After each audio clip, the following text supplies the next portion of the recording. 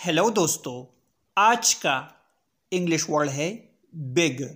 Big का क्या मतलब है, आइए सीखते हैं आज की इस छोटी सी वीडियो में।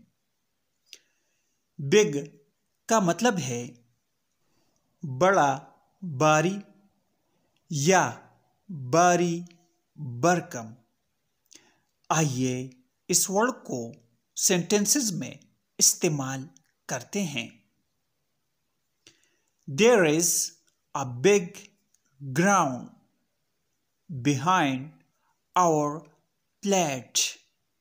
Ground means मैदान. Behind means पीछे. हमारे फ्लैट के पीछे एक बड़ा ग्राउंड है, यानी एक बड़ा मैदान है। व्यूअर्स, वीडियो को लाइक और शेयर ज़रूर करें।